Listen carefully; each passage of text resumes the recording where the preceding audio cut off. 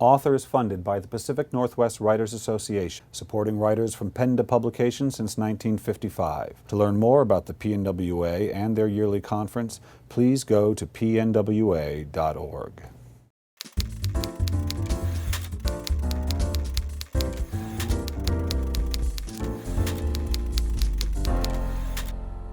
And so now, the Valley of Amazement, it's interesting, I watched a very funny little video you made as a sort of promotion piece part. No, it was for the sales team. Right, for the sales. Well, you put it up on your website. It's very funny. It was not for the public. It was just for the sales team. Well, this public saw it, and and you were saying all the things it wasn't.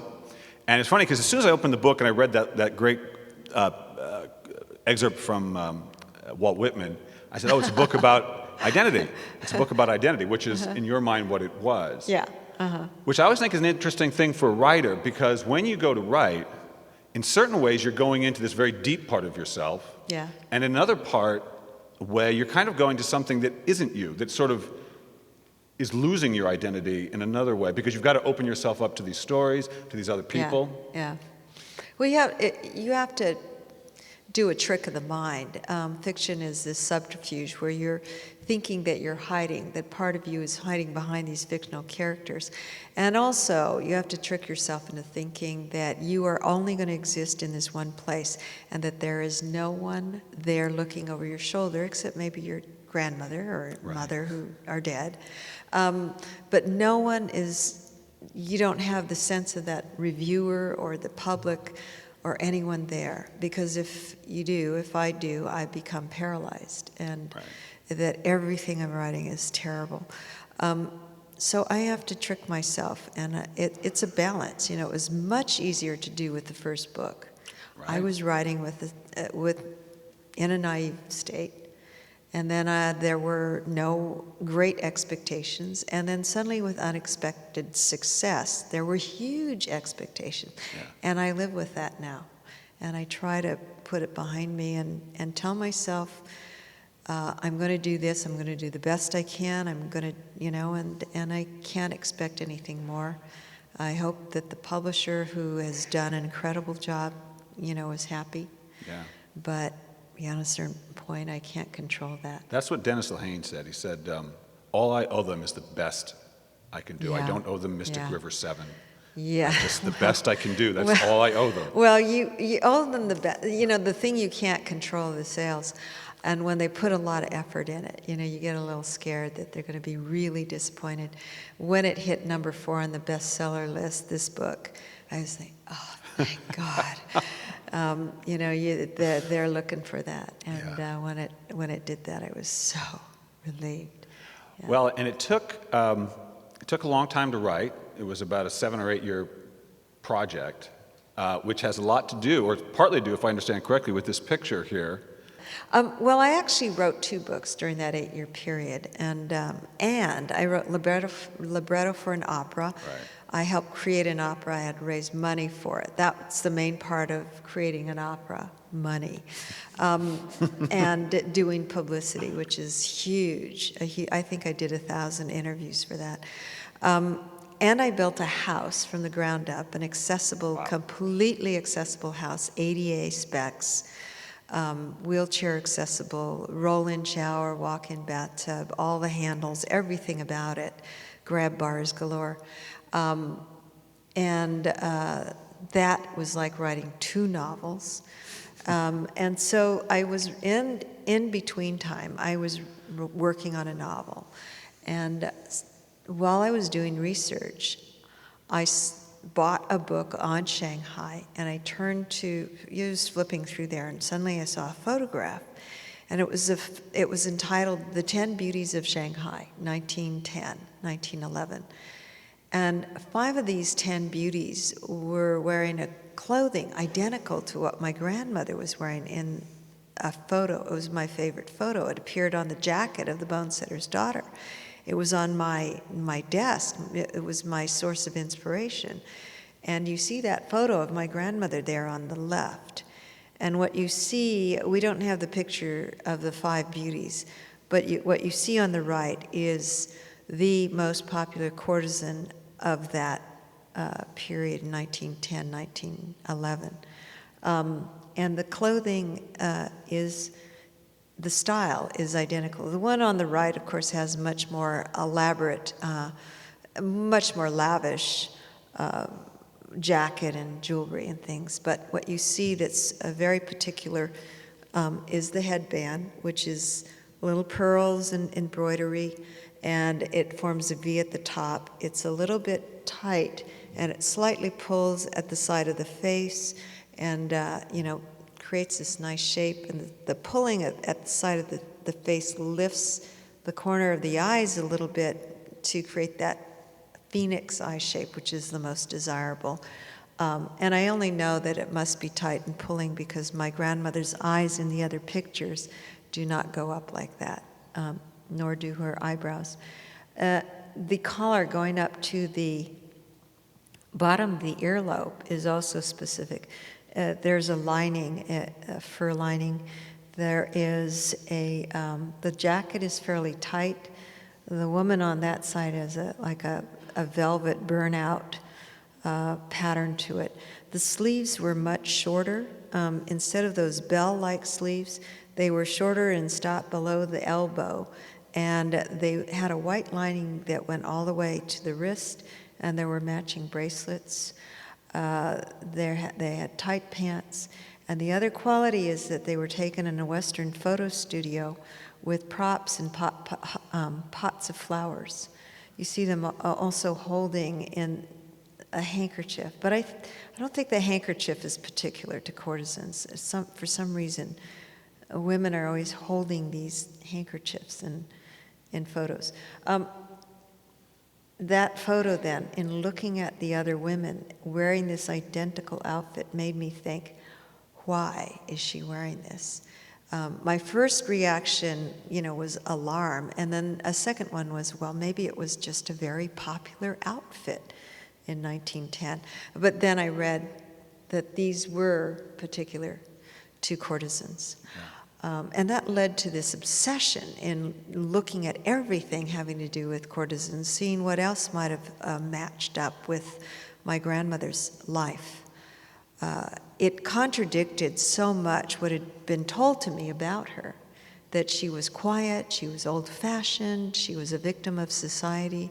She might have been a victim of society, but she wasn't quiet, and she was not old-fashioned. There are other pictures of her, and that was also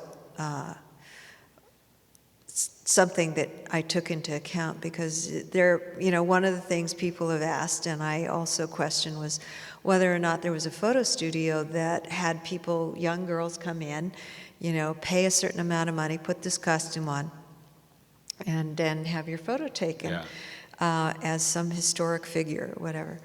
But then I saw numerous photos like this, and it would have been expensive to do this. And who would she give these photos to? They're rather scandalous photos. If you see photos of that period, and I went to look for them, you don't see women dressed like this unless they were courtesans. It's funny, now that I know what all the signs are, when I see old photos, people pass them along to me. Oh, here's interesting photos of women of the period. And I can sort them out and say, this is a courtesan, this is a courtesan. No, that one's not a courtesan. But you learn to recognize it. If you see a photo of a woman showing her feet, that is not a normal photo. Someone lifting their foot and showing, whether it has a shoe on or not. A woman with her legs crossed like this, a woman like this, a woman lying on a divan. No, that's not a regular photo. And I see so many of them now and they are not identified as courtesans, but they are. Right. Yeah. As I was reading the book, and I was about the life of the courtesan, all I could think of was, in some ways, it reminded me of the life of the artist, in that you're on the outside, you're there to please people. Of course, they were artists themselves too; they were performers. Did you identify with that part of yourself as you were writing about Violet? I imagined that they had so many things at stake here. They had to be good performers or, good pleasers. They had to have a certain degree of popularity to survive. The career was very short, from the age of 14, 15 until the early 20s. And then they had to have a situation to go to, probably a concubine to somebody, or they were going to go down into the streets. They had to be aware of their own feelings and whether or not they could ever satisfy feelings of love, for example. They often fell in love. They were teenagers. They had to be very pragmatic and say, this person does not really love me. They had to think about, how society looked at them and whether they were ashamed of themselves. All of those questions of who you were or who you are come into play. And I thought about that when, I play in this band, the Rock Bottom Remainders. And I, with Stephen King, Dave Barry, Ridley Pearson, Mitch Albom, Matt Groening, Greg Iles, number of people. Did I leave anybody else? Scott Turow, that's right. very dignified Scott Turow. And imagine these people, Scott in a pink wig. And at the end of my song, Boots, I tell the boys they've been bad and bend over, and then I whip them. Okay, and I wear a dominatrix outfit. You could have that up there 100 years from now. Oh, Amy Tan, she was a dominatrix. 20 years of photos of me in this outfit. But it reminded me of something where when I have that outfit on, I'm a different person. I'm free to express something I would never do otherwise. I will never sing without a costume on. I have a bad voice, but with a costume I can sing. And I have another layer that allows me to do that without being completely mortified. Well, it's like actors who sometimes you need to get that hat. You need that coat. Now you know who the character is. So I look at that and I think, well, it's a costume in a way. And that it enabled her to perform, to be in that world, whether she liked it or not. If you were in that world, you might have been kidnapped, or you might have been sold, or your family circumstances may have forced you to do something like that. Rich families would lose their fortunes overnight, or husbands would gamble away the money and leave their families destitute. And that was some of the reasons why these women ended up in places like this. But you would have to find a way to survive and think of yourself to get through this. You'd be lucky. If you had to enter the sex trade, you were very lucky to land at the top, and this was the top, first-class courtesan. But you said it's a book about identity, and you've got the question of the main protagonist is Chinese, part American, and then the courtesans have to be asking themselves, who am I? Am I loved? Am I valuable? What am I to you? Mm-hmm. You started off you discovered this picture. You knew you were drawn to write about courtesans. When did it become about identity? When did it focus on that? It's always, everything I've written is about identity. It was always everything. Joy Luck Club is about identity. It just so happens that in thinking about this, the biggest influence in my identity, and probably many others, is my mother. And that's why so much of it is about a mother. I had, other stories in there that were taken out, and that had to do with identity in a marriage, and it had nothing to do with the woman. So you see there's identity with women in troubled marriages, how they think of themselves. But the mothers are always there as part of the reflection part of women when they're considering who they are. One of the things that I think is common with many women is that you at some point say, I don't ever want to be like my mother, and the way she was so obsessed about this or that habit she did that was so irritating. And then you reach the age of 40 or 50 and you hear yourself saying the same thing or doing the same thing, and that has adhered to you. And you wonder how. But you say the question of identity has to do with your mother, or you feel that for a lot of women, the mother is central to their sense of who they are in terms of, I don't want to be that, I do want to be that, what does she think of me? It happens without your being conscious of it. Yeah. You know, later maybe you'll say, I don't want to be that way. But a mother starts very early, you know, guiding you and saying, to be careful if you cross the street and you're not looking. In my mother's case, she'd say, you're going to get smashed flat, you know, and look like a fish with one eye on, you know. She would, you know, then you learn, you have a sense of fear. Right. You develop that as part of your psyche. Or a mother who tells you when you're growing up, and I had a very beautiful mother, and you ask her, because you look at yourself and you don't look quite the same, you say, well, am I beautiful? Yeah. And you have a mother who says to you, no, you're not, but you can be smart. Okay, that becomes part of your psyche. Yeah. And, you know, things like that shape you over time. Why am I Chinese?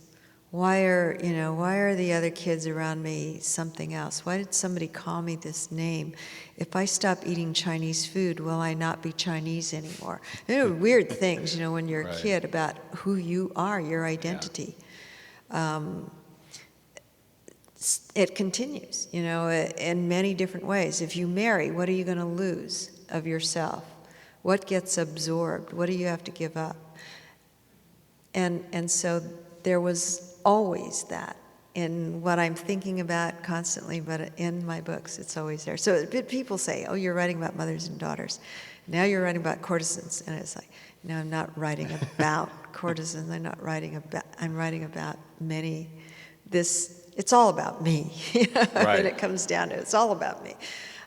Which turns out to be, for a lot of readers, it's all about them. Sure. And how they think of them, the questions they ask. Well, but it has to be about the reader because, you know, I was reading it and I became her. I'm not a, 17-year-old Chinese courtesan, but that doesn't matter. In my imagination, I lived through that experience. And so it became about my experience, perhaps as a man with a woman, but even just living through her. You know, there's one part of the story, you have people who are going from San Francisco to Shanghai or Shanghai to San Francisco, or this going from American to Chinese and back and forth. And that happens to people who are immigrants, who go from one country and they have a certain status there, and they might be very articulate in their language, and then they arrive and they are not understood. They look funny. And my mother, beautiful socialite in Shanghai, in the newspapers, in the tabloids, when she was thrown in jail for leaving her husband, girls cried for her because she was beautiful, didn't deserve to be in jail because she was beautiful. She arrives in the United States. She's run away from her husband to live with this man who is a poor minister. And she left her daughters behind to be with this guy. Now she's living in Fresno, in this backwater where it's hot, farmers. You know, she's working, cleaning houses because her husband makes $50 a month and tithes 10% of it. She has to babysit kids. She has never washed a dish in her life, and now this is her existence. Yeah. And so there's a character in there that's like that. Sure. That's something that not that scenario, but that kind of that fall, that kind of change. You know. And then you have to ask yourself, who am I? Was I the one in prison? Am I the one? What am I if I'm washing dishes? Well, what kind of pride do you hang on to, and why would you hang on to it? Why? What is pride? This identity that changes simply geographically. A lot of those questions are in there that I have been wrestling with a lot. And I would say, the thing about, are you beautiful? No, you're not. She'd say, well, you're maybe average to a Chinese person. If I were to show you a photo of what I look like when I asked her that, you would say, yeah, she was right. I look pretty terrible. Please do not tell me afterwards that I look just fine. I don't need to know that. I'm perfectly fine with the way that I look. I have people coming up afterwards, really, you're beautiful, and all that. I don't need to hear that. Because they can imagine themselves receiving that criticism from their mom. I do not have a problem with my self-esteem. And I will say, it was really great in a way that she told me that. She said, beauty doesn't last. And you could have people who want you for your beauty, and then your beauty is gone and they're gone. And she said, but when you're smart and when you do this and that lasts. They're not going to take that away. So if somebody likes you for your character because you're good or because you're smart, or they'll still be there. Yeah. Beauty, she used to say, when you're 30 and your looks are gone, they're gone. You're 30. So, I mean, she was very pragmatic. And so what that did was it did help me develop a need for another sense of myself, that I couldn't depend on that external part of it. I should not depend on what people thought of me to determine who I was. That's a hard lesson for a teenager to learn. It's a hard lesson for for a lot of people to learn. Man. But another good thing is that we moved to Switzerland, very bizarre reason. We ended up living in Switzerland for a year. And there I was beautiful. Because everybody thought I was exotic. I had all kinds of men after me. They'd run up to me on the street, grab me, and I was suddenly beautiful. They thought I was an Eskimo. They thought I was a Japanese geisha. They thought I was, wow. I was exotic. And I was perceived. And it was delightful at first, and it was frightening when somebody tried to push me in a closet and rape me. But it was, again, this notion, I cannot let myself be guided, swept away by opinion, public opinion. Same thing with the book. Yeah, I was going to say, it's a good tool. Same thing with this. Do not think that you're better or worse based on reviews. Yeah. Don't read the good review and say, hey, I'm really a great writer, and then read the next one and believe that too. So that was a good lesson. Yeah. Beauty, popularity, it's all given to you. You can't control it. You can't make it stay. No. Well, I've got one more question for you, and then I'm going to turn it over to you folks. So what I'd like you to do is finish this sentence for me.